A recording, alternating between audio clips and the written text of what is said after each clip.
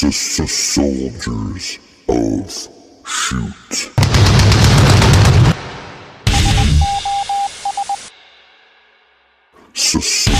Soldiers of Shoot.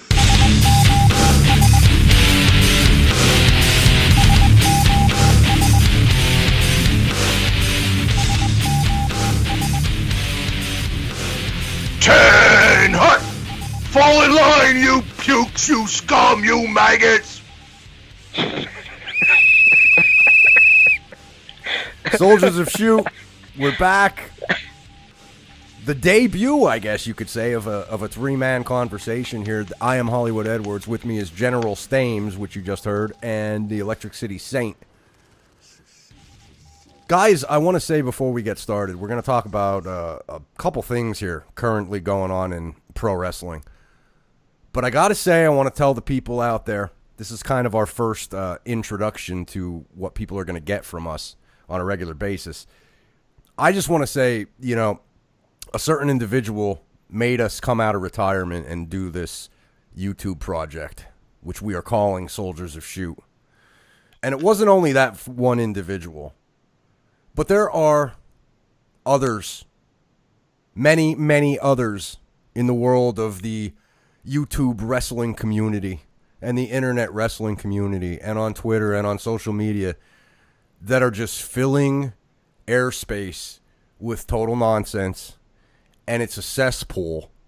And I think the four of us need to come and save what's going on in the internet wrestling community. So for me, Hollywood Edwards, this is why I'm involved with the Soldiers right now. We got to come out. We got to talk some truth. And we got to teach. We got to teach. That's right, teach some of these kids out there that are turning on their YouTube, hitting record, and just talking nonsense, talking bullshit out their ass like they know something about pro wrestling because they're, I don't know, they've been watching wrestling for 10 years. They have no idea what's going on, and it's like a travesty in the world of wrestling. You know, we stepped out of this, 4 years ago, and it's in a way worse place than we left it for sure. So I just wanted to get that out of the way. General Stames, let me pass it to you.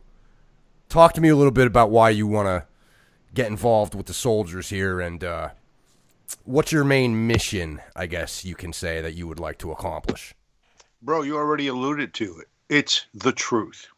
Now listen, we're going to give you 100% the truth as far as we know it. You may not agree with our truth all the time. And that's okay, because what we're going to do is we're going to give you the platform to argue for your truth. But we're not going to be up here bullshitting. We're not going to be up here spinning rumors. We're going to come on here and we're going to tell it like it is. And we have a little bit more experience than 10 years. I'll just say that. Electric City Saint, talk to us. Why are you here? Why are you a soldier? Tell us why. Well, quite frankly, the wrestling business right now is just in such a bad shape, and I think there's a lot of good and there's a lot of bad, and I think there's a lot to also look forward to right now. And I think we're going to be on the front lines fighting the good fight here and pretty much downplaying a lot of the bullshit that I think is being spewed by a bunch of these so-called wrestling YouTubers out there. I think there's a lot of guys that they think they basically know it all, and like as you guys alluded to, a lot of them don't know jack shit, bro. And I think I'm really looking forward to really fighting a good fight with you guys alongside my brothers, because, bro, I've been basically AWOL for over a year. I haven't done any kind of recordings or anything, and all this stuff that's going on basically brought us all out of retirement. You guys want to get started? Because I'll tell you what, we had this idea for what, maybe 3 weeks, early stages 3 weeks ago.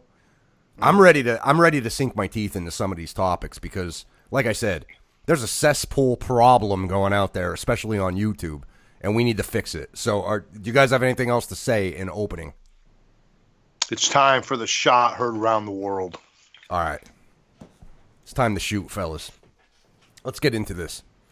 This is something that has been going on for at least the past week. The first that I saw was the news that Abyss and Sanjay Dutt were hired by the WWE to be producers. Then from there, it went to Jeff Jarrett. Then from there, it went to Hurricane Shane Helms. And today, what was the latest? Who's the newest, General? Help me out. Oh, it's that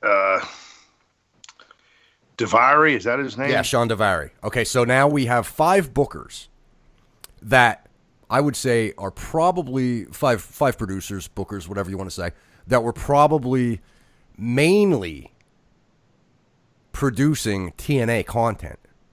Yeah, it's very curious, actually. My question is, what the hell's going on?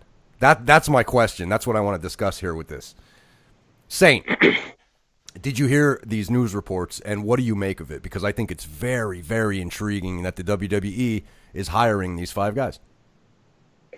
Oh, yeah, I've been aware of this for the last week or so, basically, since it's been reported.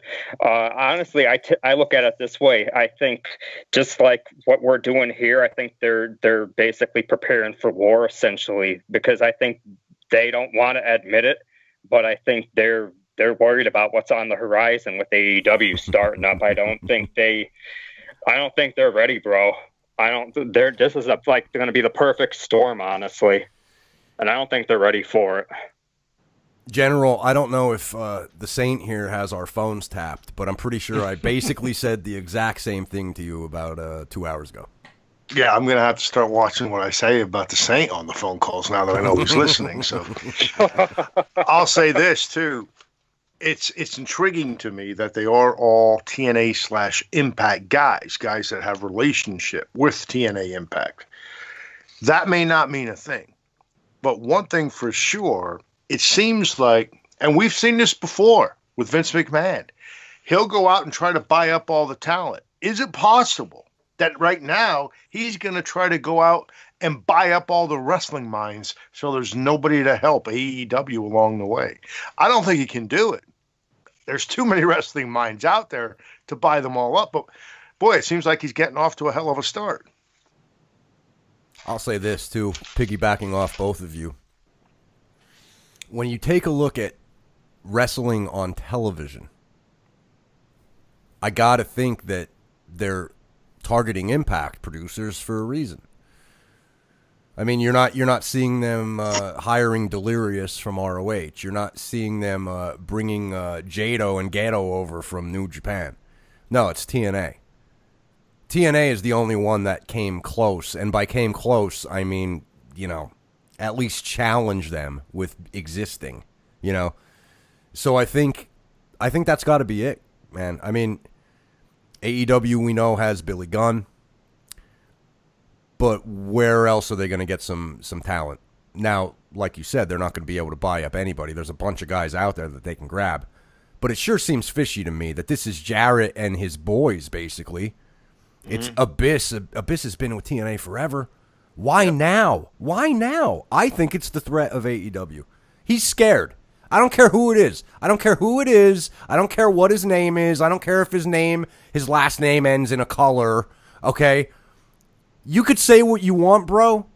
Vince ain't scared of AEW. They ain't shit. They're barroom outlaw wrestling. I don't give a shit what you say. You're wrong. This is further proof.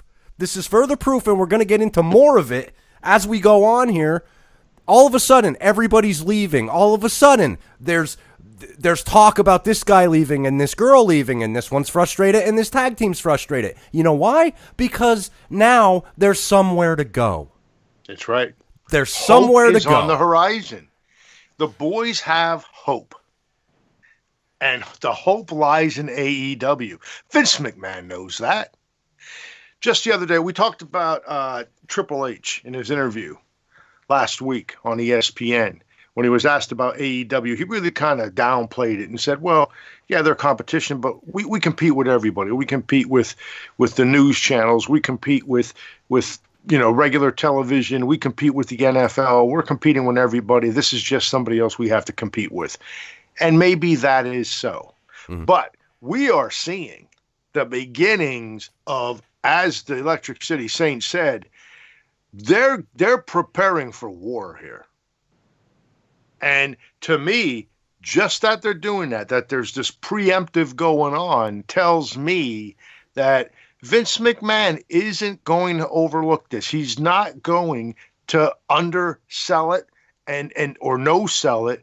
Bro, he got caught once before with his pants down when he didn't think somebody was going to challenge him, and it almost cost him his damn company. He's not going to let that happen again. He knows he's dealing with another billionaire, and I think he's shaking in his shoes. And, dude, we talked about it before. The timing's right. Vince already set forth this XFL thing. So he's got a lot of baskets, a lot of eggs in those baskets over there, too, that he's going to have to be playing with. The timing's perfect. I look at something this way, too, with the signing of all these producers. It's kind of weird to me because have you guys ever heard of the proverb, too many cooks spoil the broth? Yeah. I think it's kind of weird that they're hiring all these guys at once because I think there just might be too many cooks in the kitchen. I mean, that seems like basically you guys mentioned 5 different people. I believe that's a lot of people producing, and they already have Road Dogg, they already have Triple H producing NXT. I think.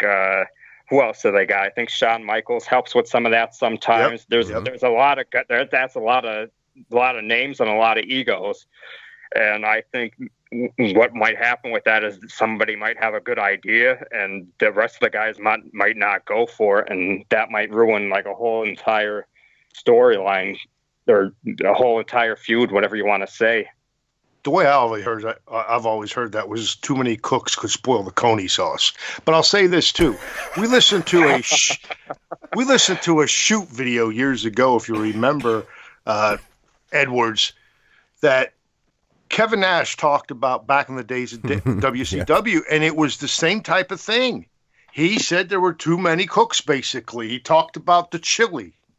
And how people would come and somebody would piss in it, somebody would shit in it and all that. And that was the way he described it. And he was talking about the very thing that the Electric City Saint was just talking about, that there were just too many people involved and the whole thing blew up from it. Yeah, and the interesting thing that Triple H said in that interview was, I mean, he made it kind of sound like, well, we don't know exactly what Abyss will be doing. I just know he's a good guy and I want good guys on my team. Well, what are you doing with him? You don't know. You just said you don't know. So why are you hiring him?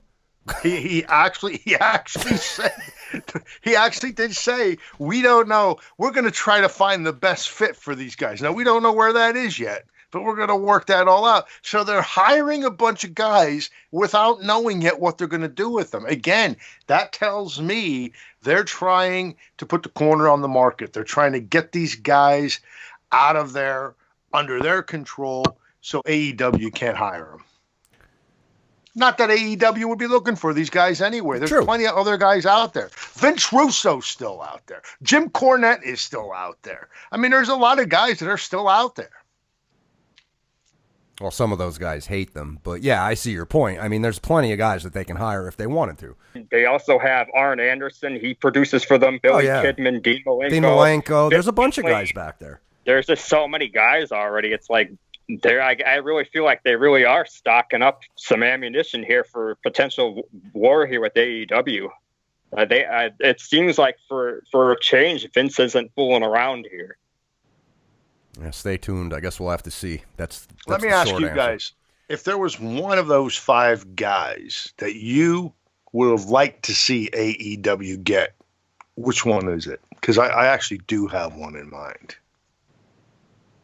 I would say, for me, it would be Abyss, and it's because he's Abyss. He's the hardcore maniac monster, and then he's also Joseph Parks. I mean, that's 2 polar opposite things, and I don't know specifically the content that he's produced over the years for TNA, but to me, that shows a range. So if a guy can do it, if he can perform it, I'm sure he can produce, from one end of the spectrum to the other. I would completely agree with Jeff. I think Abyss is probably the biggest name there, honestly. Of course, though, like he just alluded to, we really don't know exactly what they do backstage as far as producing, like what they're coming up with. But if he could, I think he's one of them guys that he could do that, but he could also fit into any kind of spot you could put him into as far as actually being on the roster as well to help put younger guys over, or maybe even put him in a main event spot. He's done it in the past, and I wouldn't say he's obviously the one of the best guys at being a main eventer, but he's shown that he can succeed at doing it, and be a potent like element to any kind of promotion. I was kind of impressed with Hurricane Helms when he was in TNA and some of the work he did. He seems like he stays on the cutting edge of shit, whether it be technology or what have you. He seems like a guy that is in the know, and I was impressed with that when he was in TNA. So he's a guy that I thought, could be an asset. But now Vince has them all, so we'll see what he does with them. Yep, we'll see. They absolutely need guys like that too, quite frankly, because to me, like I look at WWE and a lot of the stuff that they're doing, it's weird. It's like it almost seems like they're living like 10 years ago. Like a lot of the stuff that they're doing now, they've been doing 10 years ago. Bro, we had the conversation just the other day when you played that clip, Hollywood, that promotional clip for Soldiers of Shoot, about that conversation we had regarding Finn Balor and how they described him as a cross between James Dean and John Wayne. Who the hell came up with that? I mean, you're talking about guys that were relevant in what, 1950, 1960, maybe 1970 with John Wayne? Yeah, I mean, obviously, whoever that was, whether it was Vince McMahon, who I think it probably was, or one of those other dinosaurs that he has working for him, what a way to describe it. Like, what the hell? I gotta believe that 24-year-olds and 25-year-olds that are watching that product probably like, who's James Dean? Yeah, there's nobody cool on the planet right now. No. It died. Just James Dean and John Wayne. Yeah, exactly. Yep. Let's talk about the war that's brewing. And whether people want to admit it or not, whether AEW haters want to admit it or not, this is a preemptive strike. It has to be. I don't know why WWE's in, need of 5 ex-TNA producers, but they are. Okay? Let's talk about the other side. It was reported earlier from Wade Keller today that Dean Ambrose is ready to go. It was reported that his contract was up. He talked to Vince personally, and he said, "It's not about money. I'm leaving. I'm not doing this to bargain a contract with you. I'm done." Okay. About 2 hours ago, tonight is Tuesday, about 7 o'clock on WWE's Twitter, they tweeted it using Dean Ambrose's shoot name, and they said they confirmed it. He's done in April. They wished him well. If you look at Raw last night, he came out, had the little go back and forth with Triple H and Seth Rollins. He lost to Seth Rollins. Then they sent Nia Jax out there, and he basically took the job for Nia Jax on his way out the door. Did you notice before Nia Jax came down, he was sitting in the chair and he was going to speak to the people. He started to say, "Yep, I've been in the WWE for a few years now." Dude, he was going to tell the story. He said, "When I first signed," and I felt, holy crap, this is a CM Punk moment, and Nia's music That's what I thought, too. He was immediately cut off because he said, "No, I did that before. That's not happening, pal." Mm-hmm. And out he went. So here's my question. We're talking about agents possibly, as a preemptive strike to AEW. I think it is. Let's talk about talent. Let's talk about this. Let's get into this because everybody's saying, AEW's got no chance. They're going to lose money left and right. They got no chance to compete with Vince. Okay, how about now? Let's talk Dean Ambrose. Let's talk The Shield. Let's talk what did Vince create over the past 10 years that actually stuck. The Shield? What else you got? Maybe the Wyatt family?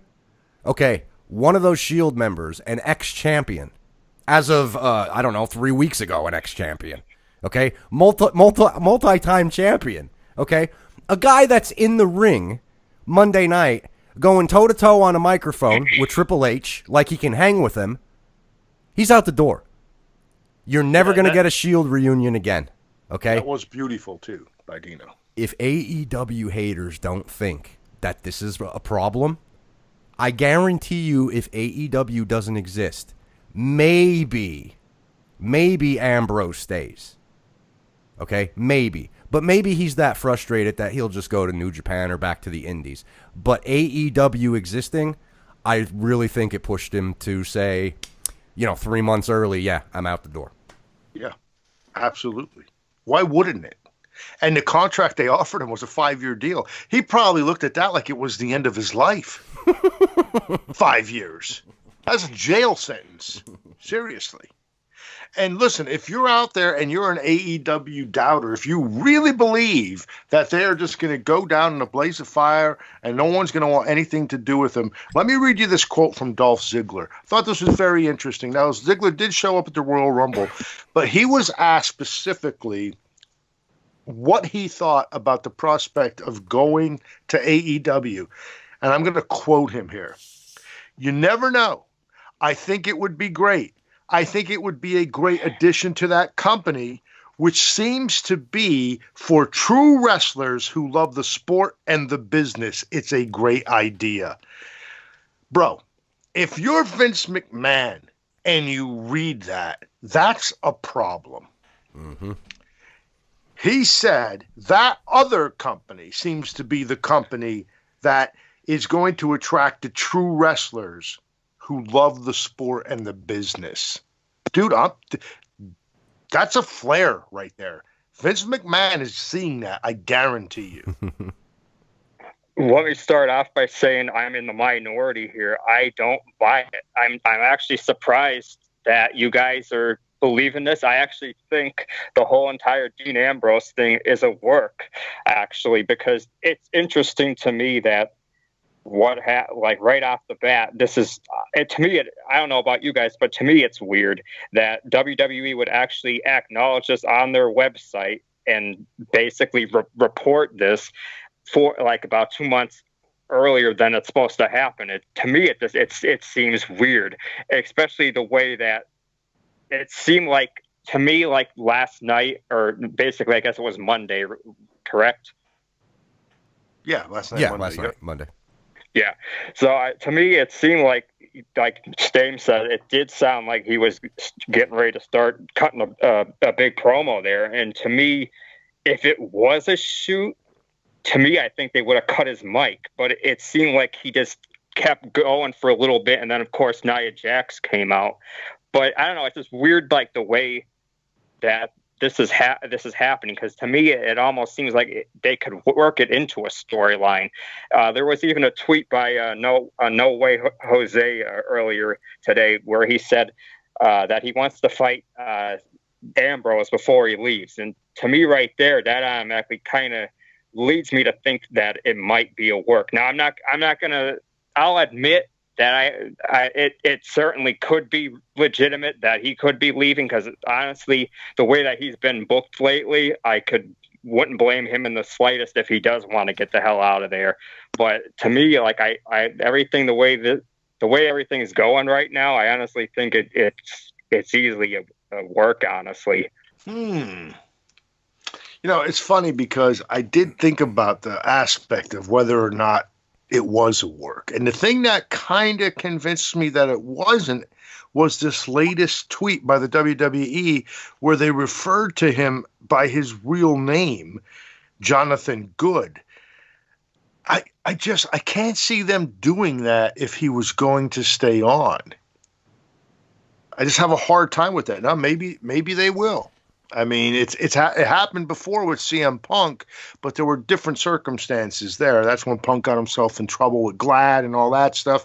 And WWE kind of sold to Glad that, Punk was leaving. And of course he didn't. He didn't leave in 2011. He stayed till 2014. There's a little bit different situation here. We'll see what happens. But to me, it doesn't even matter if Ambrose would go or not. I still think there will be an exodus of people. Because now there is a chance. There's some hope. There's somewhere that they can go. Of course, I completely agree. I just kind of find it weird, though, that some of these reports that are coming out that people aren't happy there. Some of them are. It seems like they turn out to be false or something. It's very weird. Well, that's the thing we're going to have to watch because, see, here's the thing with the dirt sheets, they're going to start going crazy about everybody, and if there's somebody working them, if they do have sources, they will get worked. I mean, we've seen it before. We've seen it for years. Absolutely. But the thing is, there will be an exodus, like Stames said, in my opinion. Now, the Ambrose thing, could it be a work? Yes. But two things sold me on it. Because when I first heard about it with Keller, I thought, I don't know. I don't trust him because he does get worked by people. Then I started thinking about what happened on Raw last night to his character. Then I saw the WWE 2 hours ago tweet out his real name.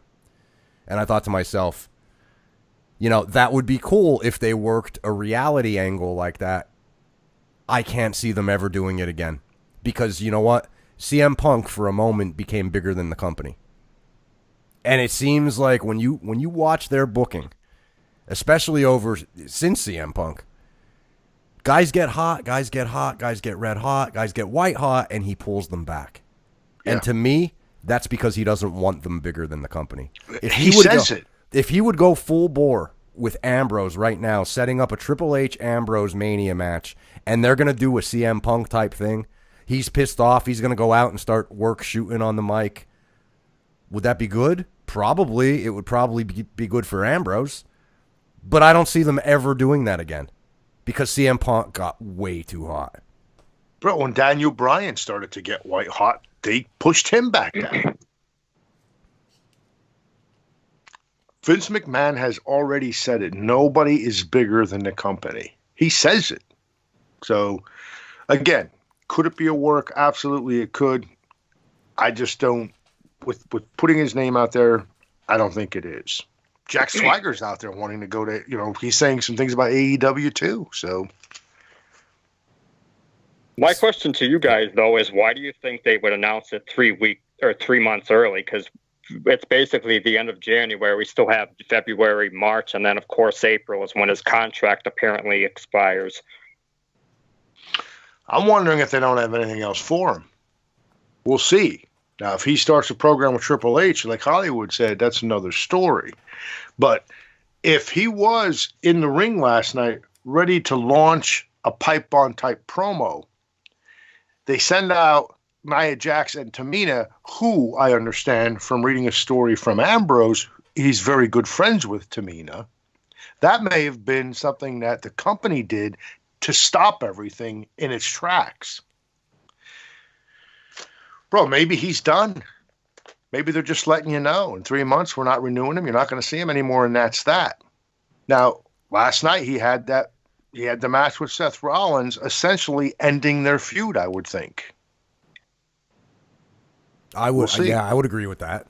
I would agree with that, especially if he's moving on with Brock. But I'll to answer your question, Saint, I'll throw this out at you. If that conversation did take place between him and McMahon, and then Wade Keller is reporting on it today, and people are tweeting at WWE asking the question today, does Vince just get pissed off enough to say, you know what, put it out? Put it out. The son of a bitch is done anyway.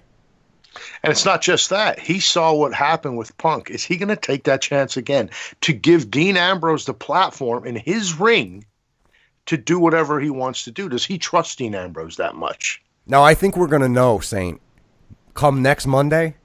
Oh, yeah. We're going to know immediately if this is a work or a shoot, but we got to see it. Yeah, of course.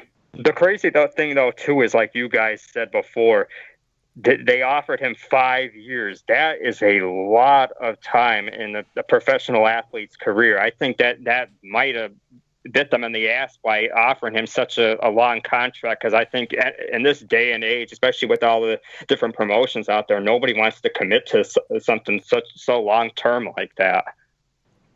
But you can't blame WWE. If they're sensing that there's another company coming in, they may try for these longer contracts now. They didn't have to do that in the past. And they've been doing the 1 and 2 year deals. Hell, they'll renew Brock Lesnar for 6 months. Well, now they're in a different position because now there's another billionaire, another quote unquote money mark coming into the picture that could buy some talent. Vince McMahon can't take that chance. He doesn't lock a guy up for 5 years. That's a good thing now. Maybe 2 years ago, that wasn't such a good thing. Wasn't a great business move. He didn't need to do it. But now, a little different situation. You know, the final point I wanted to make too, and I just remembered it, in that Keller article, he mentioned, like, there was a phrase. He said, Dean doesn't like the hokey shit. Right. Now, whoever... Yeah, I read that as well. Yeah, if that's a friend of Ambrose that's leaking that information to Keller, whatever. If it was Ambrose himself, I could see somebody saying that, and I can see it to be true because, let's face it, from what Jon Moxley was to what Dean Ambrose is, I can't imagine a guy that was running around on the indies doing what Jon Moxley was doing could be happy about, you know, the plastic plant in the ring that he was talking to. Mm-hmm. Like, his version of crazy is a lot different than Vince McMahon's version. And I got to think, if you're a guy stuck in that, like him, like, dude, he's not a normal dude. You could see it when he's having conversations, like real conversations on the network and the Austin podcast. He's not a regular dude. So I got to think that could be true. That could be very well true. Bro, one more person, if I could mention, as far as WWE talent is concerned. I saw a picture on Twitter of Mike, quote-unquote, Kanellis. Yes. Standing in the skybox, holding the kid, watching Maria wrestle in the Women's Royal Rumble. Bro, here's another guy that, what is he doing? I mean, seriously, man. This guy is way too talented to be Maria Kanellis' husband. Dude, get the hell out of there. I actually tweeted, the WWE's on fire. Get the hell out. Jump out a window if you have to. Whatever it takes. But I really do mean it. I mean, get out of there, Mike Kanellis. I mean, I don't know. Maybe you're bound by a contract, and we don't know. Hollywood, you and I have had these conversations about many people. We've had it many times about Dolph Ziggler. Sure. Is he just in it for the money? And I guess if you're just in it for the money and that's who you are, then that's fine. So right. Mike Kanellis, sure. if you're just there for a paycheck and you're going, holy shit, this is great. They're paying me every week. I ain't having to do shit. And if you like that, well, then that's cool. Then stay there and do what you're doing. But if you do love this sport and if you do care about this business and your career and you actually want to do something with your career someday, you got to get the hell out of there because they're not going to do you any favors. I completely agree with what General Stames just said. I really feel like they are absolutely wasting this guy. Bro, he was absolutely incredible in Ring of Honor. He was absolutely incredible in TNA. And as soon as he came to WWE, it's like somebody farted in church. Like, that's how it came off to me. Like, we both, all three of us basically love his entrance theme, but that was basically the only real, like, redeeming part of his whole WWE career, honestly. True, absolutely. While we're on the topic of guys leaving in AEW and WWE, let's discuss Jake Hager, Jack Swagger. Now winning MMA fighter. Pretty impressive in that fight, too, by the way, if you saw it. Now, I don't know the guy he fought. Was he a journeyman, a jobber? I'm not sure about that, but Swagger controlled that fight from the very beginning, and it didn't take him very long to get that dude to tap out. And I thought it was funny because, Hollywood, you and I had a conversation about the ending of that fight where you see the guy kind of throwing some jabs at Swagger's side when he gets that submission hold on, but there wasn't very much to those punches, and it didn't take him real long to tap out. No, it was pretty impressive. What did he have to say about AEW, General? He said that he had a conversation with Cody Rhodes. He was on JR's show, the Ross Report, and spoke actually quite adoring, I would say, about AEW. Loves the idea and, pretty much said, I'd like to be a part of it. So again, there's another guy who is I think, could be a great talent. When he was on SmackDown, when he was the champion over there at SmackDown, he did some fantastic work. Mm-hmm. I mean, a lot of people may not remember it, but he did some fantastic work when he was the champion on SmackDown. Well, let me just say right off the bat that, Jake Hager, Jack Swagger, whatever you want to call him, he absolutely did excellent in his MMA debut and at Bellator. That was easily domination, in my opinion. He basically won the fight in about 2 minutes total. He easily had the height advantage and the reach advantage and utilized it really well. He basically, here's a complete breakdown of the whole fight. I could pretty much remember the whole thing. He circled the cage a little bit. They basically both of them circled around. The other guy, JW Kaiser, threw a really awkward jab, and that kind of pushed them up against the cage there. But that was a big mistake right off the bat because that easily enabled Swagger to get an easy takedown there. A couple elbows to the head on the ground there. He pretty much transitions to full mount and locks into Kimura. The Kimura didn't get nowhere. But honestly, at that point, the fight, you pretty much knew that fight was done, bro, because it's like not about maybe 30 seconds later, he locks in an arm triangle choke, and that's it, bro. I mean, the guy, I wouldn't even say it was the tightest choke. He just instantly tapped. He knew, bro, I'm done. There's nothing I could do with this at this point. He absolutely killed it in his debut. Nice. I heard an interview with him today, and he said that he would like to do, continuing on with the MMA, they're already talking about it with Bellator, and he's still going to wrestle. So I'm going to pass it over to you, Electric City Saint, because you and I were discussing AEW type things to talk about, and you had something that you wanted to throw out there. Well, I would like to ask you guys, who do you think right now, in your opinion, if you could, I would say it's kind of a fantasy booking type situation. Who would you guys, realistically, if it was your company, if you were running AEW, who would you like to sign, and who do you think would be good pickups for them at this point? I guess we'll start with you, Stames. Well, I guess obviously everybody's going to say Kenny Omega is the biggest free agent out there, or will be very shortly in a couple of days here. Now, there are some reports to say that AEW does have the inside track to him. We'll see as far as that goes. That would be an incredible signing. But I also think... absolutely, yeah. I also think Swagger here would be a great signing too, just for the fact that he is doing the Bellator thing. It would give some eyes to that product that maybe normally wouldn't get to see that product was there. And I believe there was a report out, you can correct me if I'm wrong, Hollywood, where AEW actually said that they'd be okay with MMA fighters coming in, yes, and working their career in AEW. I think that was a direct public message to Swagger, actually. That was him saying, hey, Jake, what we talked about a couple days ago, yeah, you're good. You can still do that. You won. You could still have your career. Come on over. I'll tell you one guy I don't want to see. I don't want to see Alberto Del Rio. Oh, God, no. Alberto El Patron, whatever you want to call him.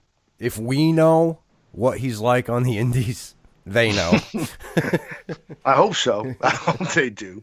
I'll tell you another guy that I think is very exciting. He's doing some work in TNA right now, and he's over huge in Lucha Underground, and that is, I don't know what he's called in Impact right now, but I know him as Pentagon Dark.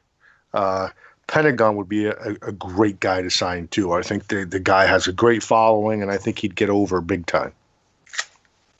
Yeah, Pentagon would be excellent. And of course, he fought at All In, and I think he really got some big pops from the fans there. He's definitely has a name value to him, and I think he's also a guy that has a very unique style that, it's not a whole lot of people are doing things the way he does things, honestly.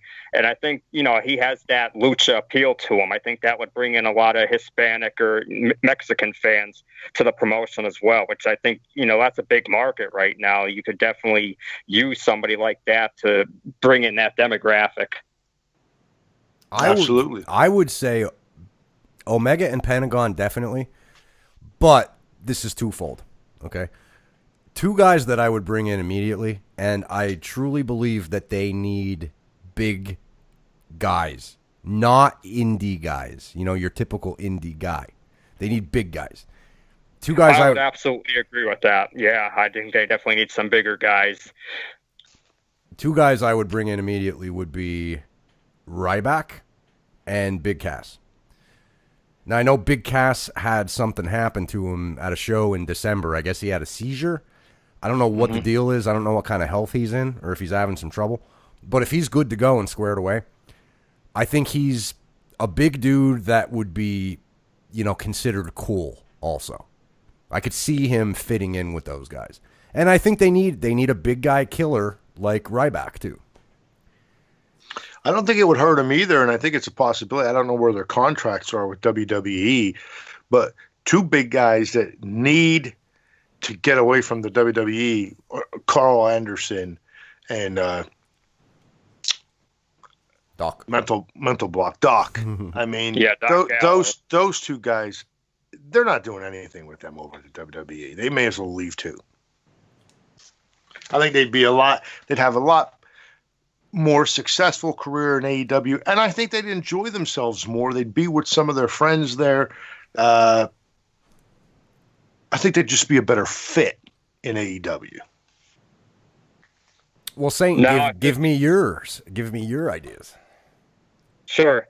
If this was my thing, like obviously I'm never going to be involved in the wrestling business. None of us are. But if I was running this, I think the most obvious person you would want to go after is CM Punk. I mean, realistically, there's probably no chance in hell, honestly. But he's easily a guy that you could base your whole entire promotion around. And I also feel like he could really fit in any kind of spot you could plug him in. He could be always a guy in your main event, but maybe putting over younger guys. Or he could be, like I said, the face of your company and being the person that you're going to, you know, base your whole entire promotion and all your storylines around. Now, I know that one obviously is unrealistic, but here's a couple guys that I'm not so sure that it is unrealistic, to be honest with you. No? The guy's got to eat. I don't think he's going to have a career anymore in MMA. That's over, isn't it, Jeff? Oh, yeah, I would imagine it should be. He's still under contract. He was lousy. He's still under he's still under contract, I think, but he's contracted now. He's doing color for another promotion. Okay. Right. I thought Dana White pretty well said, that's it, I'm done. Yeah, he said there's not going to be any more fights. He did, Yeah. Yep. But he's under contract to another company, as far as I know. Well, I just look at it this way. I just feel like right now you could totally tell he wants to have nothing to do with professional wrestling. I could kind of tell with like that mindset that I think he's kind of dead set on it right now. However, I do think it's certainly a possibility for the future because I think he would be a good fit with AEW. I think he would be a lot more happier there. He wouldn't be under the thumb of Vince McMahon and Triple H, and I think he'd be able to do a lot more of what he wants to do. And he wouldn't have to do 300 dates a year. Yeah, of course. And I sure with him being married now, that would be a big perk to not be able to have to do all them dates like that. He's been married for a while now, so he might be ready to go 300 times out a year. He might actually. Yeah. Now, as far as guys that I think actually are realistic possibilities, I agree with Swagger. I think he'd be excellent. I think him and Ryback, I agree with both of them guys. I think they would be big pickups for AEW. They're guys that, of course, like their main event stars, basically. You could really have them be a big part of your main event program. Now, there's a couple other people I have listed here. I'm going to try to be quick about this. Another guy I would sign if it was me, I would sign RVD, Rob Van Dam. I think at his age, he could still go, and I think he could still really provide a lot that would really boost maybe their mid-card and really help put over a lot of the younger wrestlers and talent. And the other people here, now these guys, you guys may not know, these are kind of dark horse picks for me that might be diamonds in the rough. The first guy I'm going to mention is a guy that our buddy AC might know a lot more about than me, but he's a guy that's in NEW, Big Bacon Brad Hollister. Dude, this guy is going to be a star someday. I know who he is. Yeah, he's great. He's great. He would be an excellent guy. He's a bigger guy. He's kind of, I would say, a larger version of Michael Elgin. I think he's a more talented performer than Elgin. No offense to Michael Elgin, but I think he is definitely the type of bigger, bulkier kind of bruiser that you would, that really should be like a big star in somebody's promotion. I think right now he's kind of wasted in NEW. He really has a huge upside. And the other three people I have are all associated with MLW. So I don't really know what their contract situation is. I think, unfortunately, these guys might be locked up right now. But the people I'm talking about are Brian Pillman Jr., the son of the great Flying Brian. I think he would be huge. I think this dude, he's only 23 years old, and the stuff he's doing now at that age is incredible, dude. In 10 years, this guy could be a huge star. And the other two people are Cody Hall, the son of Scott Hall. He's another big guy that I think has a huge upside. And we were talking about AEW wanting to get some MMA-oriented guys. Another guy from MLW that I think is really good is Tom Lawler. He's really come out of nowhere within the last couple of years. He used to be a UFC fighter, and he's kind of flown under the radar, but he's really blown up within the last few years getting into professional wrestling. He is surprisingly really good. He's been doing it since about 2014, and every year it does seem like he really improves quite a bit. Well, you bring up a good point with some of these names, because it should be said, too, I don't want them to turn into a WCW where they're just grabbing everybody with name, and pretty soon you have a roster full of ex-WWE guys, much like WCW right, did. Of course not. Right, so some of these names, like Pillman Jr., Cody Hall, we know those guys. But I want to see some of that, too. I want them to, like MJF, for example, I want them to have a guy that only a small amount of people know, and push them and make them a star in your company. Like, they're going to need their own faces as well for the company. Absolutely. Yeah. And I really think that's probably going to be the focus of AEW. I think they're going to push their base guys that are kind of their own homegrown guys. And right. I think, of course, they are going to want some star value and some name value out there. But I do think, like, younger guys like this that I just mentioned that aren't quite up there, they could build them and have them be their whole entire promotion practically. Are you guys ready to move into some WWE talk? Royal Rumble, Raw, and I saw the first half of SmackDown tonight. I want to talk about some Royal Rumble, and I want to talk about, specifically, first off, Brock Lesnar and Finn Balor. I have had a change of heart that I want to talk to you guys about. Because when we're not really watching Raw, maybe like last year, but I'm paying attention to what's going on. I know Brock is still there. I know he's still the champ and he's part-time. I know all of it. I know it's frustrating on Raw to not have the main title on Raw. But after what I saw Sunday with him and Finn Balor, after the way I saw that guy work psychology and the selling of the midsection, he was struggling to pick up Finn Balor, and it made it believable. And they had to do something. They had to tell that story. It's something that, to me, is a lost art today in wrestling. And I'm going to make a case for Brock Lesnar, okay? I don't know where you guys land on the whole part-time champion and it needs to come back to the show versus Brock Lesnar being the part-time, okay? But I saw a lot on social media, YouTube. Okay, everybody's saying it's a problem. They need to get the belt off Lesnar. Here's my question to everybody out there. When you see the next in line, Seth Rollins, be in a situation on Raw last night with Triple H, and he doesn't even pick up the microphone. Triple H is talking to him, and he's going, thank you, thank you. He's not even speaking into the microphone. He didn't say a word to Triple H. Dean Ambrose came out and did all the talking. He was the one that was hanging with him, okay? In my opinion at this point, They can't take that title off Brock because nobody sells like him. Nobody tells the story like him. To me, in my opinion, and I've done a 180 on this, Brock Lesnar needs to hold that title until somebody steps up. Much in the way that Becky Lynch has stepped up. There's not one guy on that roster in a position to step up and take that spot. What do you guys feel about that? I feel like if not Brock Lesnar, then who? Who else?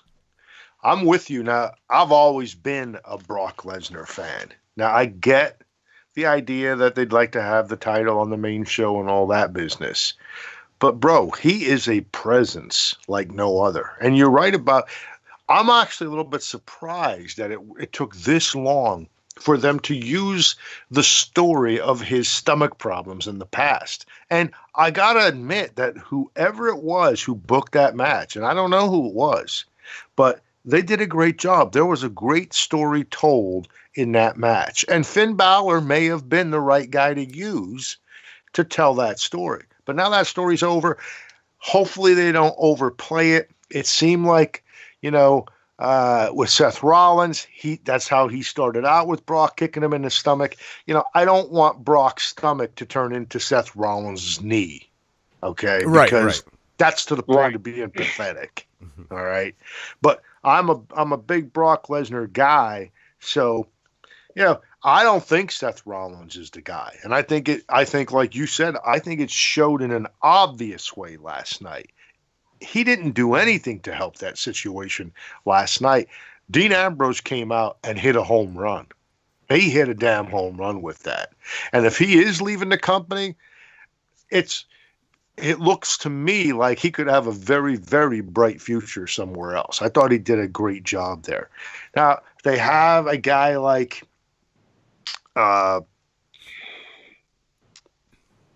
Drew McIntyre. Big guy. He's a big guy. He seems to be able to cut the promos. He's got the physicality. Somebody like that, I think they could invest some time in. Braun Strowman, as much as the fans got behind him, he just didn't impress me as a champion ever. Where Drew McIntyre, I could see that. I don't see it in Seth Rollins. If they give the title to Seth Rollins, I mean, it's their company. That's up to them. I know that, Brock's coming to the end of another contract, so now they got to decide, do they give the belt to somebody else, or do they have to, pay him for another year or 6 months or whatever they do? I know it's decision time there. Right now, I would say if that's your choice, Brock or Rollins, I think I'd pay Brock. Get these Saint hands. I would have to say, surprisingly, this will surprise people, but I totally agree with both of you guys. I think right now, really, I look at their roster. I'm looking at their roster right now. I don't see anybody else that I could on Raw that I could possibly see even replacing Lesnar right now as your champion. He is such an imposing force and such a total brute. Like, he screams professional wrestler. And there's a lot of guys on their roster right now that don't look like professional wrestlers. They just don't. It seems like they're just playing the part of a wrestler, as goofy as that sounds. Now, as far as I'm concerned, like I said, besides him, who else really is believable right now to even beat Lesnar? To me, it's only Roman Reigns. Of course, he's still currently out with the leukemia battle, so he's not really an option right now. We've mentioned Braun Strowman. He's good. I like him. I kind of wish they would have put the title on him at some point, but I think it's to the point now that he's buried so much that I don't think he's ever going to win the title now, as crazy as that sounds. Or if he does, it's not going to be for quite a while. I mean, like I said, I look at this roster, there's really nobody else besides maybe, like you said, a Drew McIntyre. But is he ready? That's the question, I think. I think there's one guy besides Drew that would be legit. And if they wanted to get that belt back on TV, I would use Bobby Lashley. See, my problem with Lashley is, and I know he's there and he's a big guy, he's an MMA guy, and it would be a great story. But, man, we saw him over at Impact that dude can be really boring after about 5 minutes. I mean, I don't know, man. He just, I mean, they're doing a good job with him in that they have Leo Rush doing his thing. And I think Leo Rush is actually doing a very good job at what he does, being the mouthpiece for Bobby Lashley. But I don't know. You tell me, Hollywood, when you were watching Lashley over on Impact, I mean, how excited were you when he came to the ring and wrestled a match? I actually liked his run in Impact because it was much like Brock Lesnar, where no one could beat him because he was too big, too fast, too strong. I like that. But I get your point, and I'm happy he dropped the headband. I'll say that. All right, never mind. I had a thought, but never mind. If you want to get the belt back on TV, I would use Lashley to do it, because to me it's more believable that Seth Rollins beats Bobby instead of Brock. Like, he could be that catalyst. I agree. Yeah, I agree. Yeah, I would completely agree. Yeah, me too. Okay, here's another thing that I wanted to throw out there that all the people are screaming about out there, and they're forgetting something, and it's probably because they're too young. And I know 3 years in pro wrestling time is like 10 years of normal time. I get that. But everybody's complaining that the main title isn't on Raw, and that's why Raw sucks. Okay, first of all, that's a blanket statement, and we can pick apart thousands of reasons why Raw sucks, okay?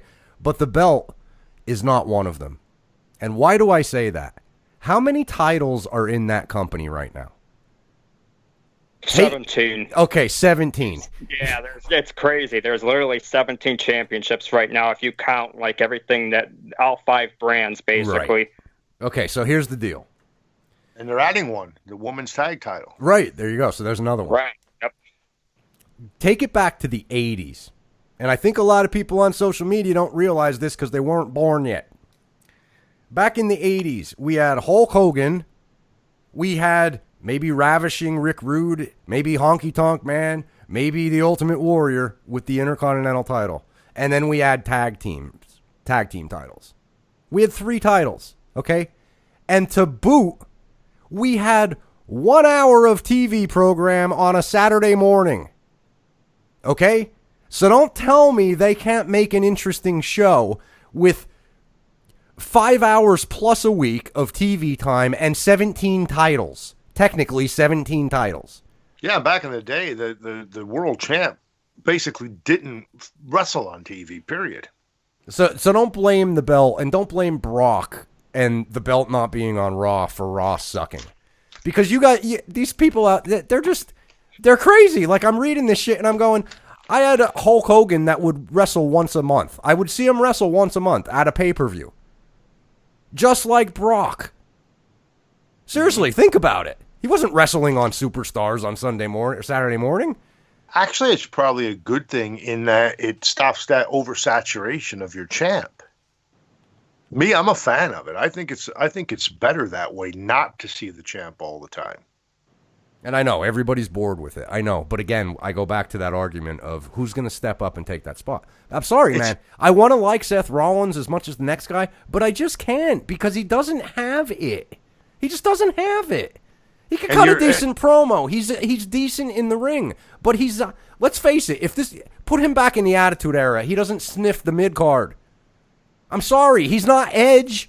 He's not Christian. I'm talking in the Attitude Era when they were a tag team with Gangrel. You know, that era. Seth Rollins isn't even on the card. I'm sorry. They have to get better. These guys have to knock down the doors. Like Steve Austin and JR keep saying, you got to knock down that door. They're not doing it.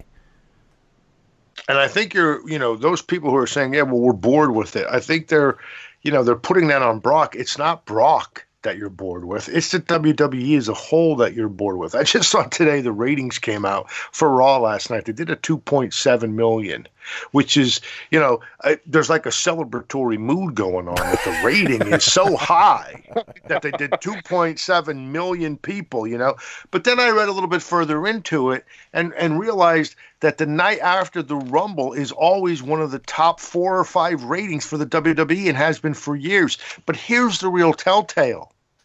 That number, 2.7 million, that's down over 25% from last year's post-Royal Rumble show. So should you really be celebrating? You lost 1/4 of your audience from a year ago. I don't think that's anything to celebrate about. Saint? I have actually changed my tune on this over the last few years. I was one of them that was in the camp that basically was like, okay, we need the title back on Raw more often. But now that I think about it over the past maybe year or so, I actually agree with you guys that I think it's a good thing that they don't have him on Raw as often. It makes the championship feel like a bigger deal, and if it makes his appearances seem more of a special attraction. I mean, I agree. Let's look at the UFC. You don't have Daniel Cormier. He's not fighting every single month. Right. They have the guy. Every couple months he'll defend the title, and it makes that more prestigious, I think, than saying, okay, you're going to fight every single week and have to defend the title. Bro, you just can't do that. It doesn't, I think in this day and age, it doesn't work that way. There's an oversaturation issue there. We've seen it with John Cena and how he went from a face to hate it.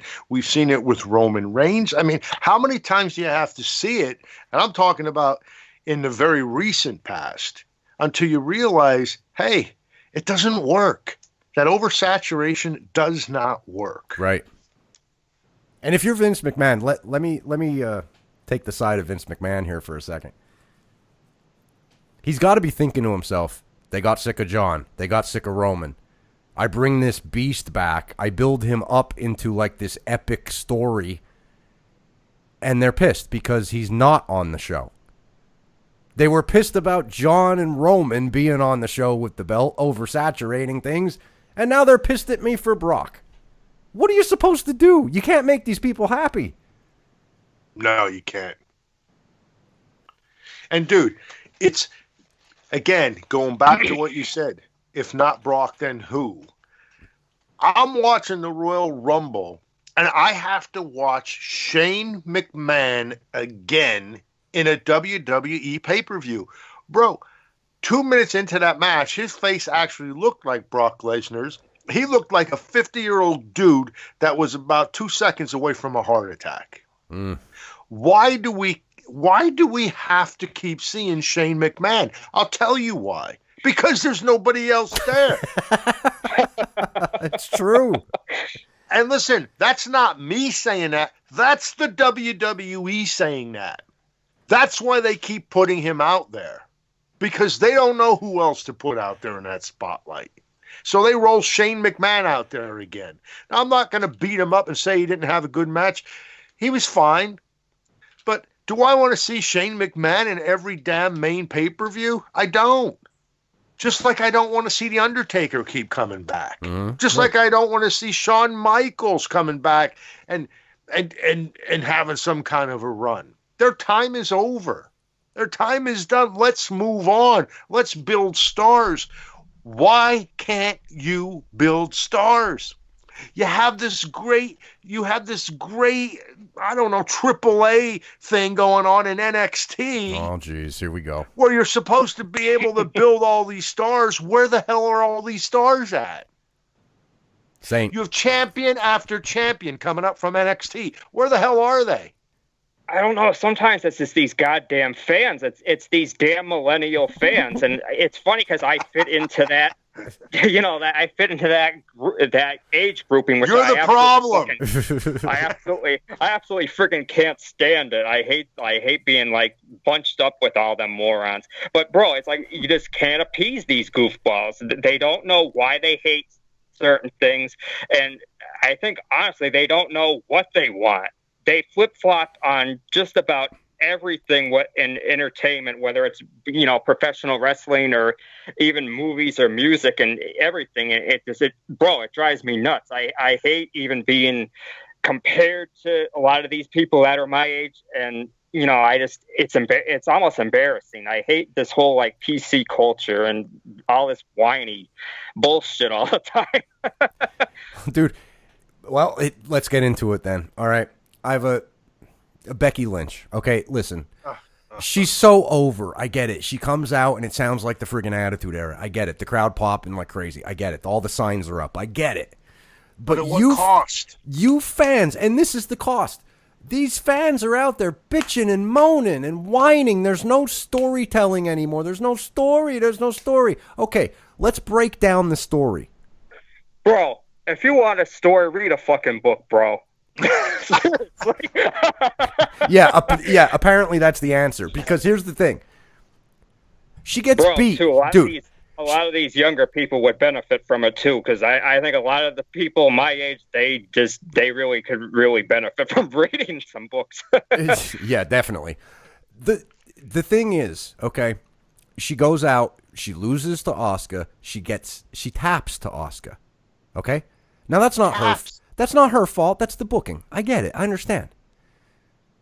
She should have wanted to fight Asuka. She wants Ronda.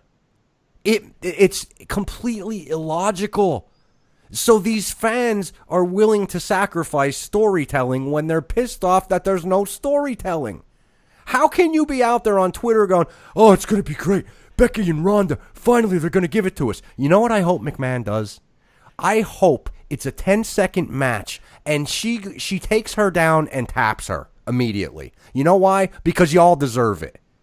You got your Becky by sacrificing the story that they were telling with her and Asuka, just because you want it and you want it now as a wrestling fan, as a WWE fan. You want it and you want it now. You can't wait.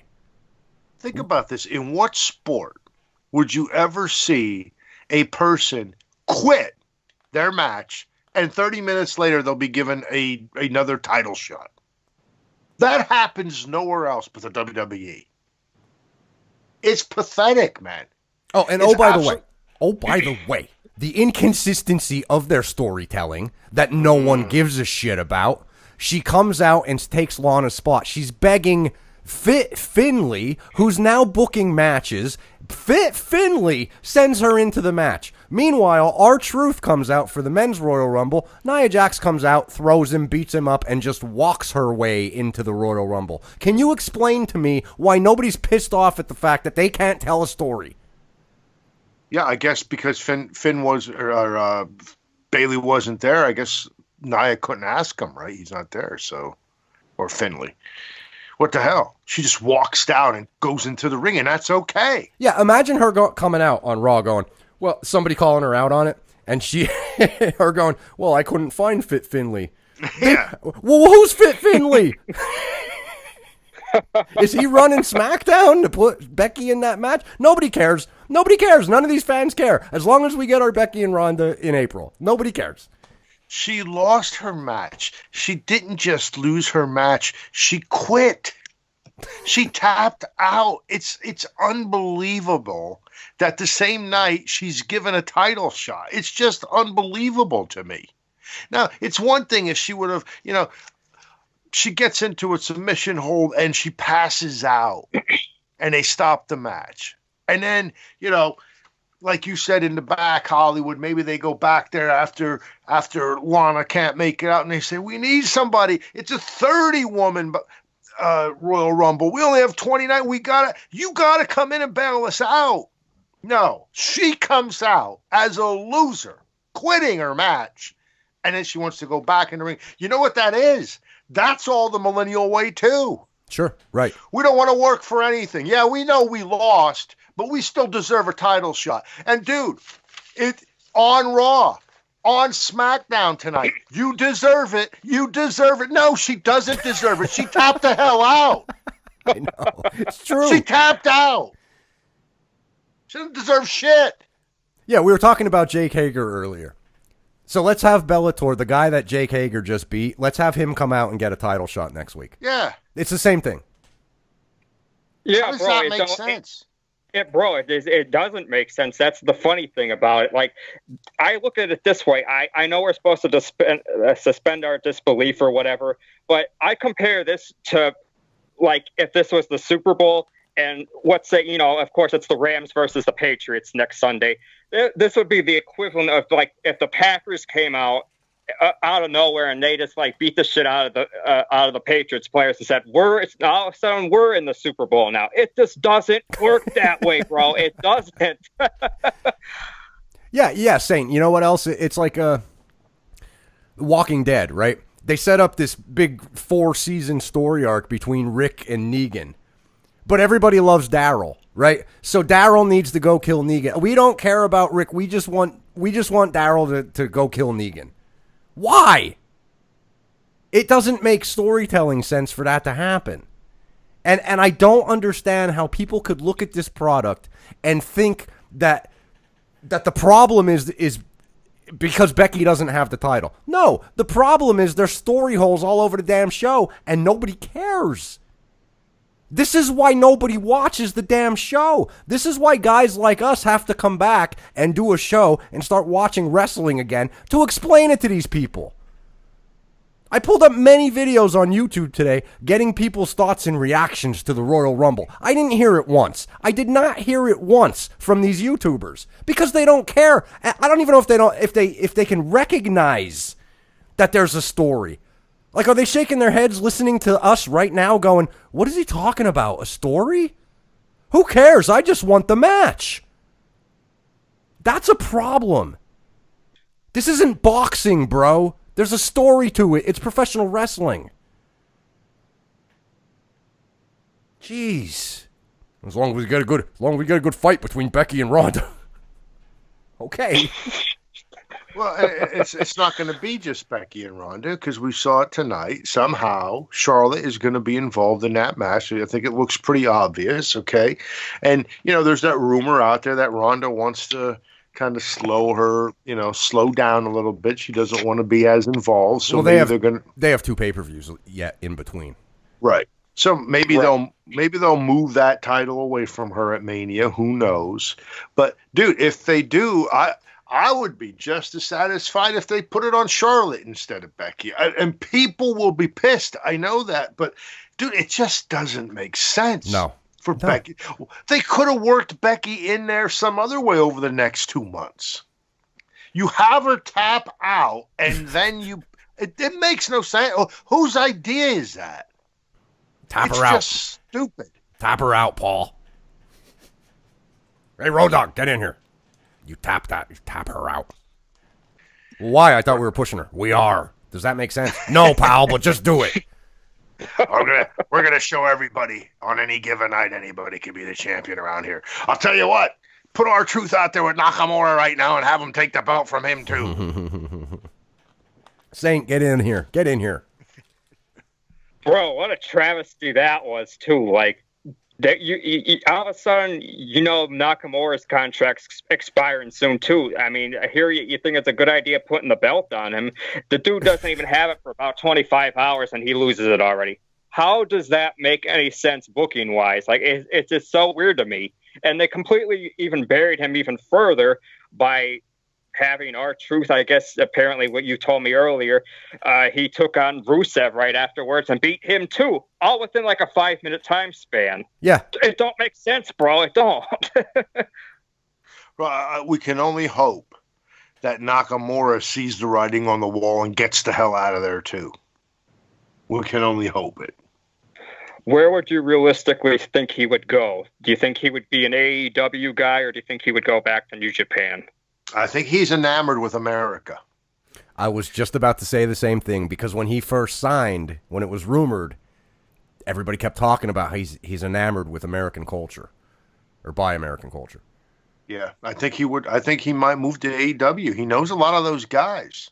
Bro, another guy that, and I hate to say, I don't know where his contract is or anything like that, but I don't know where AJ Styles is money-wise and all that, but he's another guy that I could see getting the shits of all of this.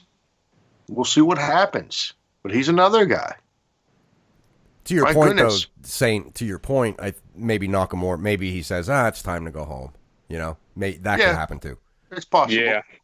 I could see either being an option for him because I think he has that star value that he could basically get a good deal from any promotion, no matter where he decides to sign with.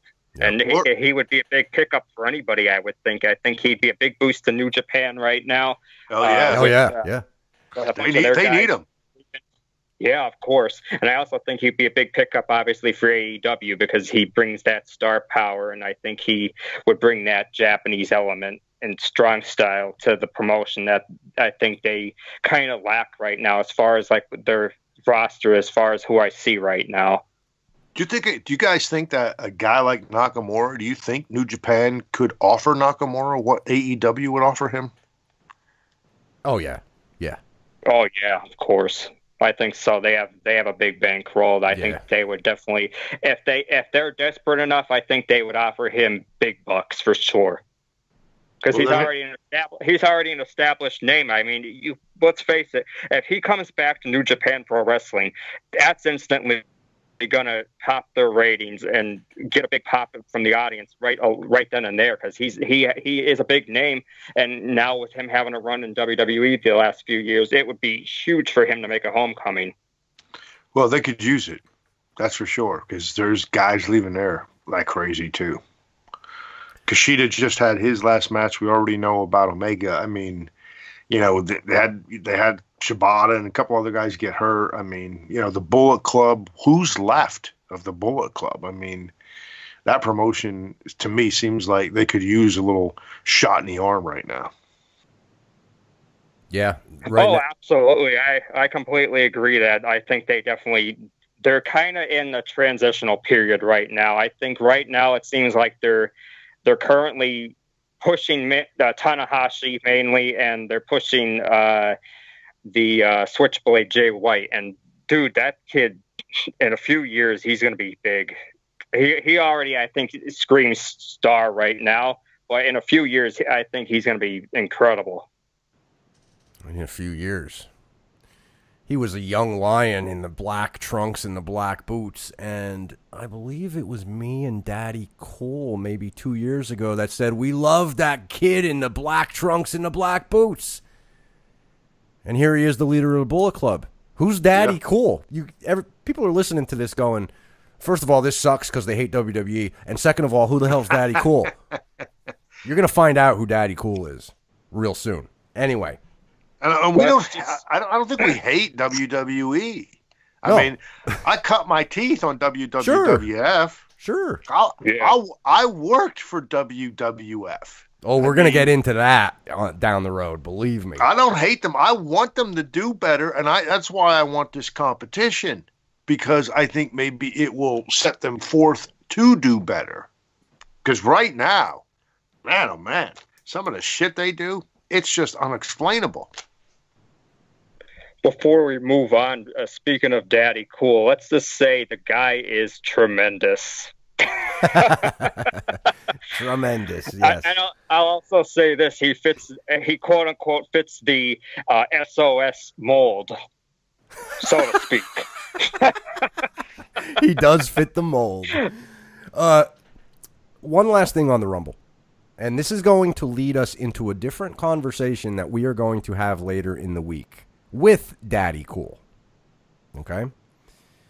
My one thing is, General Stames, you mentioned the picture of Mike Kanellis and holding his son from the booth, watching mommy wrestle. Okay? You have guys like EC3 that are in the company and have yet to do anything. He's coming, I think. I think he's coming. He's like kind of there, but not really. So explain to me, guys, Royal Rumble is filled with NXT guys. It got to a point where I'm watching this and I see 4, maybe 3. Was it 3 or 4? I don't know. But 3 or 4 out of the 7 guys that were in there were from NXT.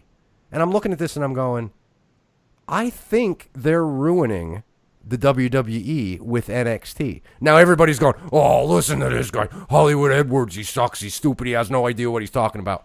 We're going to get there. We're going to get there later on in the week, okay?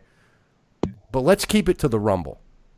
If you're trying to bring in casual fans and you're putting Johnny Gargano in the Royal Rumble and he's from NXT, What is a casual fan, General Stames, like, say, maybe your brother, Corporal Stames, what would he say if he saw, 1, the size of Johnny Gargano, 2, the name Johnny Gargano, and 3, the NXT love affair that is Johnny Gargano? What's he going to say to that? This is an old school guy that grew up watching 70s, 80s, Attitude Era, early 2000s. And now he's just like we leave, and then, can we come back? What are we coming back for? Johnny Gargano. What would a guy like that say, General? Yeah, well, he would kill it because he's not an indie guy. So he doesn't know anything that Johnny Gargano has done. But beyond that, he doesn't pass the eye test, dude. So my brother's going to look at him in the ring next to Drew McIntyre or next to Braun Strowman, and he's going to say, look at that guy. Look at him. He's a midget wrestler. How am I supposed to believe that guy could win this Royal Rumble? Dude, and I know this is a conversation that we've had in years past, and I'm not saying that there's not room in professional wrestling for all different sizes. Of course there is. But when you bring a guy in the ring that's 190 pounds, I mean, dude, that's a tough sell. Mm-hmm. Even the Finn Balor thing, as good as they told the story, when you saw Brock Lesnar stand next to Finn Balor, it was like, what is going on here? How is this even possible? Look at these two individuals.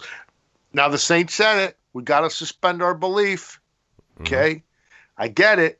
But if that was my brother, as you're saying, he would just walk away from that. Now, Saint, before you jump in here, I would also like to add Gargano was just one example I wanted to use. Mm-hmm. Because there were others. Because they have a guy. They have a guy named Aleister Black who looks like a big badass. Yep. Okay? But still, nobody knows who he is. You're putting him in the Royal Rumble. There's guys like Bennett, and EC3 that aren't in this match.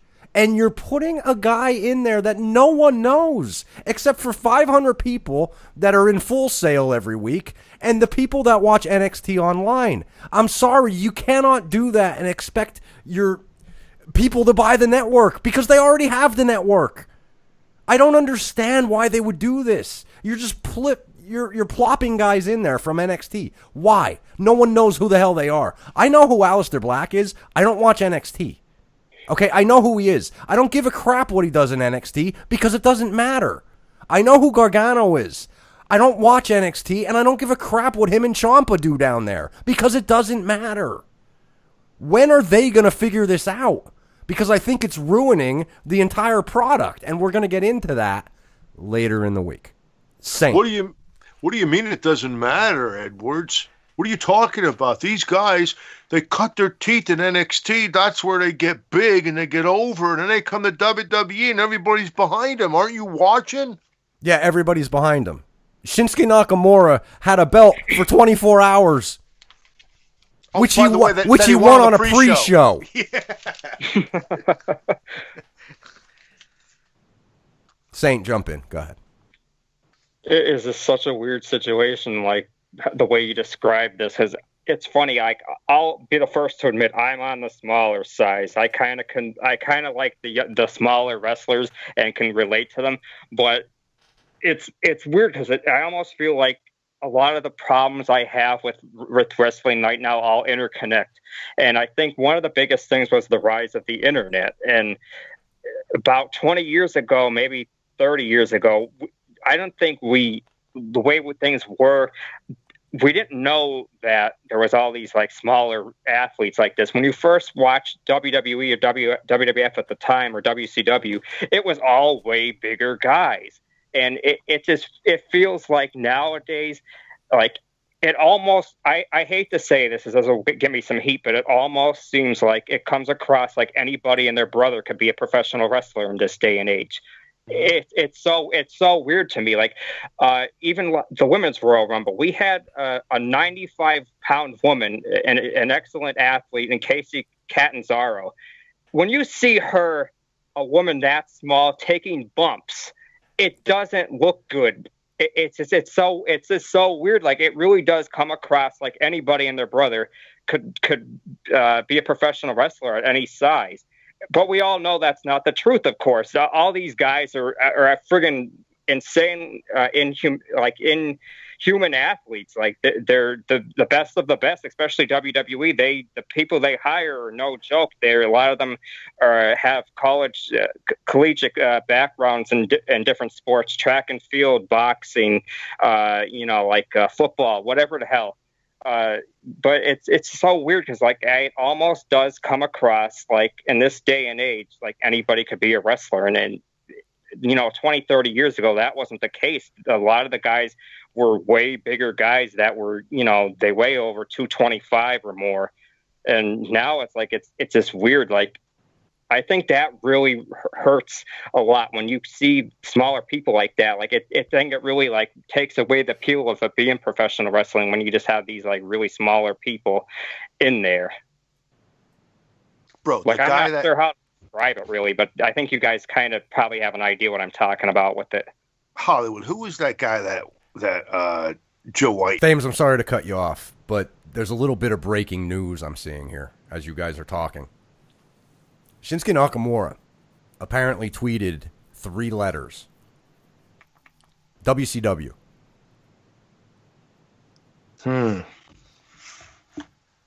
So is he pissed? What's he saying there?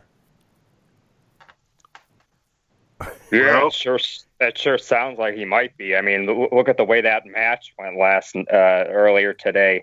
That was a total mess, bro. Honestly, the way that match ended seems so awkward. And honestly, I wonder if that was like they kind of played it off like it kind of was like a screw job. The way that he got finished so quick like that.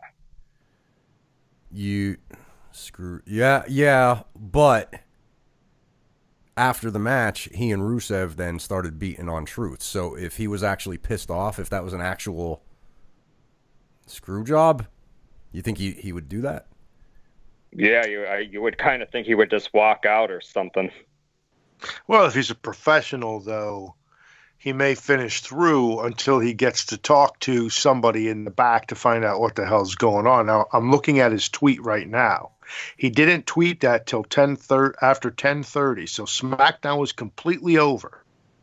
Okay. Before he tweeted WCW. So he had some time to think about it. Maybe it was weighing on him a little bit.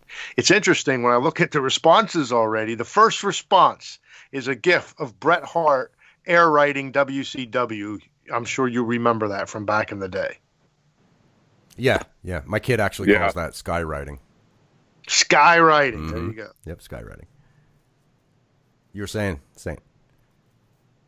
No, I was just saying that I completely agree. I remember that vividly. That was a major moment in professional wrestling history when he did that. Sure. Yeah. So, okay. So if Knock is tweeting WCW. Does anybody know the status of his contract right now? I don't. I have a feeling Saint might know. Did he come in before AJ? Yeah, he came in a little bit before AJ from what I remember. I think his contract is apparently supposed to be up within the next couple months. No way. Oh, really? Bro, I'm just looking at Rusev's Twitter, too, to see if he tweeted anything. He actually tweeted about a day and a half ago the 3 letters WCW. He actually tweeted it first. Bro, that's really weird. That's honestly really intriguing, honestly. You don't think them two are forming a stable or something, do you? I think that it might make logical sense since they pretty much, assisted each other beating up R-Truth there earlier today. That could very well be a possibility from the sense of it. Now, Rusev said just one time, one match. That's it. Next week against Carl and Doc. But that doesn't mean anything.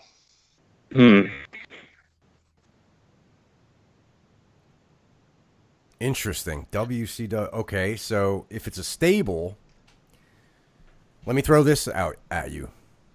Saint, since you just said the word stable, They just hired 5 producers. Why would they need 5 producers? Is there a possibility maybe that they bring back the WCW brand?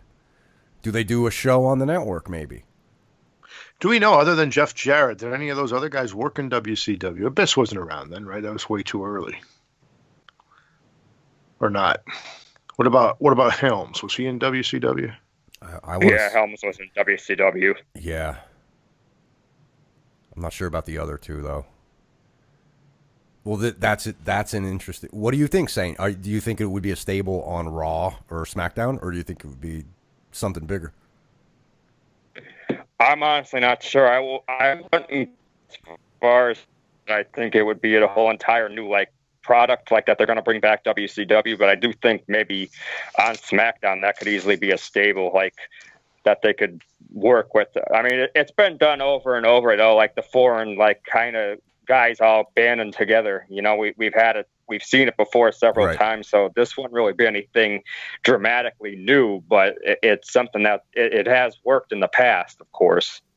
And my opinion on that is, bro, I mean, they can't run the 2 shows they have now. I mean, imagine they start another show like WCW. What the hell is that? I mean, they might think they could do it, but we know they can't do it. That would be a fool's errand right from the get-go. But when you think about it, something happening with those guys does make sense. That would make sense of Jeff Jarrett coming back.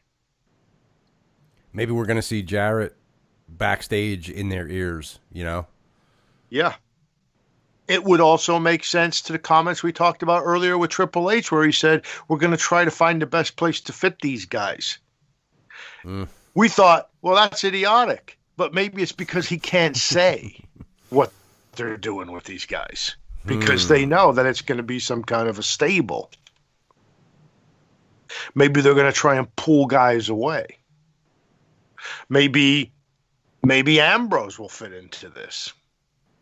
Well, see, I'm not sold. I know earlier, Electric City Saint, you said it's a work. You're thinking it's a work. I can't imagine. What are they going to do? They're going to call him Jonathan Good now on TV in the big WCW stable? I don't know. If he fits in. Would Jonathan Good be okay with that, with Vince owning his name? Because Vince ain't doing it if he can't own it. All right, let's do this. Saint, you were the first that said work. You were the first that said stable. Give me what's going on. What's the stable? Who's in it? And why?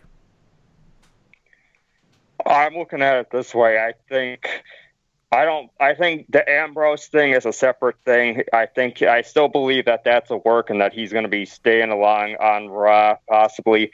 I think that as far as the stable goes, I think it'd be Rusev and Nakamura. Probably Lana would be mixed in there, of course. I really don't know who else they could fit in there at the moment, unless maybe it's somebody on NXT or 205 Live, something like that. Yeah, but I'll disagree with that. The NXT specifically, because if they're going to do it with Knock and Rusev in this way, it's almost as if they're saying that these 2 guys are sick of getting screwed or whatever. So it would have to be people who have been in the mix for a while, that are tired of the same old, and now they're ready to make a move to something else. Could it be Jeff Jarrett heading up a WCW-like stable? I don't know. One other question, could them tweeting WCW, could that be some kind of an inside joke like we do all the time? Where, could the guys banter that around, like any time that they see bad booking or something like that, could they just say, oh, WCW?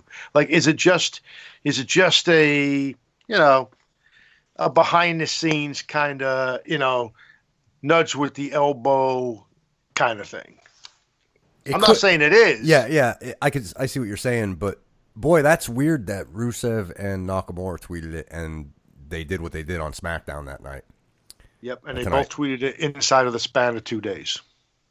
That is a little weird. You know what? Electric City Saint might be right, because maybe Vince just found out that Ambrose's real name is Jonathan Good, so he's going to change him to Johnny Be Good. Can you guys see that? be fantastic. By the way. Yeah. Just hit me. Yes, and yes, I can see that. Absolutely, 100%, I can see it. Well, this is hella interesting. This is something that we're going to have to keep the eye on. Yeah. And like we said before, what we're going to know about Ambrose, if he's there Monday night picking a fight with Triple H, we're going to know that there's more to that story. One more thing before we close this out, saying, I agree with that. I want you to be more specific, though, because you said it's a work. You said it before he and I did. What do you think happens Monday? What do you see? Well, I don't know. I think it could go either one or two ways. They could kind of follow up with it and, like you said, have him do something with Triple H, or maybe they try to no-sell it for a little bit there and kind of like try to keep our eyes off and kind of forget about it and pretend like nothing's going on or something, and then later on have something big happen, because they kind of did that with Punk too. Like everybody kind of says that they should have not pulled the trigger so fast on a lot of that stuff that they did back then. Yeah, I think they rushed it. They should have left Punk off a month, something. Oh yeah, absolutely. They did. They absolutely rushed that back. But with this, too, I mean, the reason why with Ambrose, I'm just not sure that it's a work. And it could be a work. Bobby could be absolutely right about that. Mm-hmm. But the thing that I keep spinning in my head is that when they came back from commercial break, he was still in the ring. I think he was sitting in a chair, wasn't he?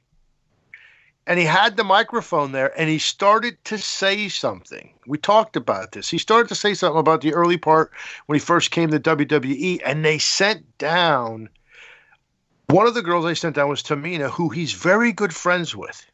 Yeah, we talked about this. That sticks in my craw that, could it be that the whole time during that commercial break, because there was a whole commercial break that went on there, Vince McMahon might have been sitting in the gorilla position going, why the hell isn't Ambrose getting back here? What's going on? What is he doing? Why is he still out there? Why is he grabbing a microphone?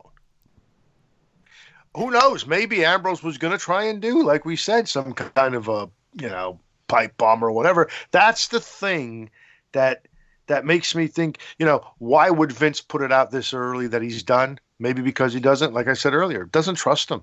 Doesn't trust him. He doesn't know what he's going to do. He's supposed to lay down for Triple H. Maybe he kicks the shit out of Triple H.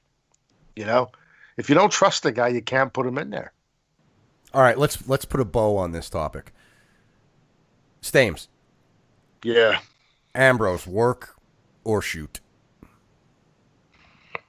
I'm gonna go Ambrose shoot, Nakamura, Rusev work. Saint, you're saying all three are works? Yes, that's what I believe at the moment. Okay, I'm going with. Oh, go ahead. Sorry. I was gonna say, how about you? I was gonna say Ambrose definitely leaving. I don't expect him to see him on Raw. I'll take it a step further. And he won't be on Mania. And I'm going to say Knock and Rusev. It's going to be something stupid. Like WCW, here we're talking about it. They're going to be called, it's going to be their, like Saint said, it's going to be their tag team name or something. Something stupid. Well, that's not a stable. That's a tag team. So you got to have 4 guys to have a stable, as far as I'm concerned. Like maybe they'll have Nakamura come out and name it. Like he'll be like, "We Quasi Westwards," and it'll be called WCW. Something stupid. Well, we'll see. Time will tell. All right. Do you guys have anything else on this topic? No, that's kind of nice. Our first show, we get breaking news right in the middle of the show. Right in the middle of the show. Saint, anything else? No, but it is incredible how that worked out. All right, that's almost like a work. Yeah, it is. This whole show's almost like a work. All right, Stames, let's get back to what we were talking about earlier, because you had something to say. We're talking about I just jotted down small wrestlers, guys don't look like they're actual pro wrestlers. What were you gonna ask there? Well, that guy that White interviewed, Ellsworth, James Ellsworth. Now, if that's not telling you that anybody and their brother could be a professional wrestler in the WWE, I don't know what is. Ellsworth. See, I hear what the Saint is saying over there. I'm not going to give you heat because I know that's the modern day wrestling fan. They don't care. Well, I'm not saying that you don't care about size, but smaller guys are fine. But my problem is Rey Mysterio was the small guy. Right. You know, for years. Of course. Right. Now there are 30 small guys. It's like a promotion of 30 luchadors. Right. What does that look like when when you're plopping them in a ring without a push, without explaining who they are to the casual audience? You're plopping them in the ring next to freaking Drew McIntyre. Like, why? There's no way in hell. Like, there was a move, I don't even know who it was, but it was kind of like a Rana move that Nia Jax, she did the Rana. And if you look at it, there is no realistic way that I think it was Carmella. There's no realistic way that Carmella would be able to do that to a woman the size of Nia. Nia should never leave her feet, in my opinion. And if it's, hey, that's not my problem that you're booking all these girls that weigh 100 pounds and you're signing them to NXT and you're making them superstars on the internet and then you're plopping them in the ring. That's not my problem. That's their problem. Because you're asking me as a fan to believe that she can take down Nia Jax with a Rana. And it's bullshit. That's what I see when I'm seeing it. I can't suspend my disbelief that much. I can't do it. Well, I think the point, too, that I was trying to get at was I think in this day and age, they really lost the larger than life appeal. You look at wrestling in the 1980s and the 1990s; these were all really big guys. They really screamed that larger than life rock star like feel to them. And I think they don't have anybody that size anymore, and they also don't have anybody of that level of stardom, that level of star power anymore either.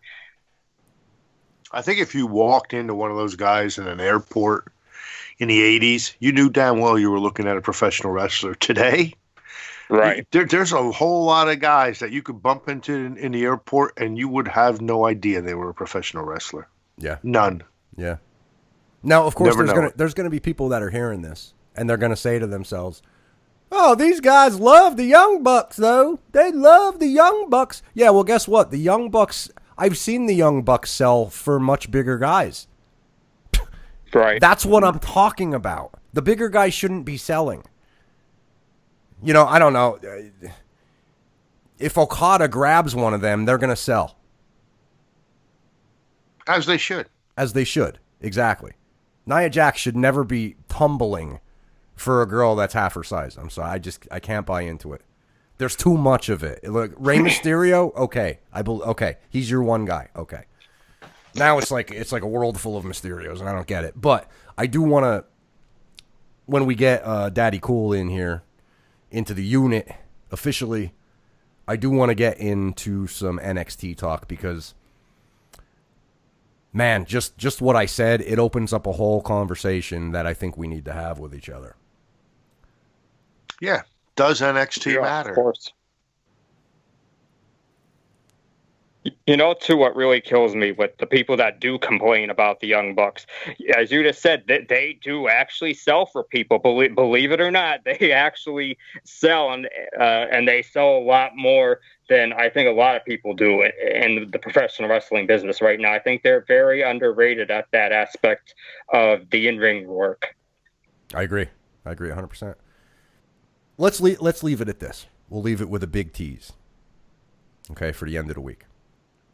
Johnny Gargano. Go ahead, what? No, I was going to say, sounds good. Okay.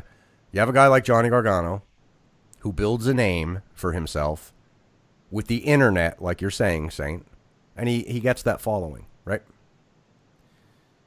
I would argue that the people that say, well, there's nothing you could do about it, we all know who it is. I would argue Tyler Black, John Moxley. Mm-hmm. Okay? They were Florida Championship Wrestling. They were kind of, I know Seth was the first NXT champion, but they changed his name. They're the last of that breed that had their indie name changed. Okay? What happens if Vince comes up and says, well, that guy's name's all wrong, his package is all wrong, his gimmick's all wrong? Triple H is going to say to him, well, that's who he is. So I'll leave you with this question, and you guys can briefly answer it, and then we'll open it up with Daddy Cool. Did lifting the curtain on developmental by putting NXT in the light that they have, has it ruined the actual development?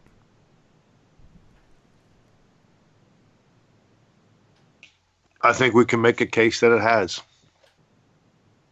I think we can make a case that it's actually ruining the total product. Saint. I would strongly agree with what Stames just said. I completely agree with both aspects of that. This is going to be interesting. I wonder if Daddy Cool will agree. He may not. He may not. We'll see. And I'm sure that there are people out there listening right now that don't agree. And if you don't, you have an outlet right there underneath this vid. Give us a shot. Let us know what you think. Look it. You got something to say to Electric City Saint? He's a jobber? You tell him he's a jobber. And hey, who knows? Maybe they'll say, Hollywood Edwards and General Stames, you guys need to shut up and give the Saint his own show because he's the only one with a brain. Who knows? If that's your opinion, put it down in the comments. That's right. You have the outlet. It's there. The platform is there. Your voice can be heard, and we will listen to your voice. Yes, we will. We will do that. Yes, we will. Final thoughts, fellas. Let's start with the Saint. I don't have a whole lot to say to end the show, but I will say this, that I think if this is your introduction to us 3 or 4 guys, I think you're going to be in for a big treat when all 4 of us are here, because I think we're all basically 4 different guys that live 4 different types of lifestyles. We're all different. We're all kind of basically different ages as well. And I think what's going to happen is there are going to be a lot of stuff that, there was a love fest tonight where we all basically agreed with everything. But I think the beauty of this podcast is you're going to get 4 different guys' opinions, and you don't know what we're going to get each night. Yeah, me and AC might be teaming up against, the other 2 guys, or, vice versa. You don't really know what you're going to get. And I think that contrast of opinions and lifestyles will really make for an interesting show as far as what we're going to be producing for you guys. Man, you talk about crazy lifestyles. Once AC gets here, brother, I haven't been able to live that lifestyle for about 15 years. Amen. Amen. But I'll say this. I think this is a great introduction into what you're going to get here at the Soldiers of Shoot. And again, we are aiming for the truth. And if you want to help us find that truth, we'd appreciate it very much. Use the comment section down there, and let's hear your voice too. Put it down in the comments. I am Hollywood Edwards. He is the Electric City Saint, and he is General Stames. On Twitter, we are at Soldiers of Shoot, and you can get our individual handles in the profile. So anything you got to say, tweet us, leave it in the comments, and stay tuned to the channel because we got another conversation rolling up similar to this at the end of the week, and we also have a countdown special. The 3 of us, the 3 you just heard. We are currently in the process of counting down the top 12 combined. The 3 of us combined, a top 12 entrance themes countdown by decade, going back to the 80s. So we have a whole lot of content coming out as far as that goes. We're going to have specialty shows. We're going to get together, the 4 of us. Maybe you'll hear 2 of us. Maybe you'll just hear me and the Saint. Maybe you'll hear General Stames and Daddy Cool once he gets in here. Who knows? Maybe there'll be more people doing run-ins. Maybe we'll have people enlisting in this army that we call Soldiers of Shoot. Maybe you'll get some classic commentary from the Electric City Saint on maybe, I don't know, Starrcade 87. The possibilities are endless. But we're going to whet your appetite. And we're going to do what we can to get our truth. Our truth? Our truth, the U.S. champ. Mental note, when we're tweeting our truth, we need to put our truth. So, we are the Soldiers of Shoot. See you next time. Dismissed, maggots.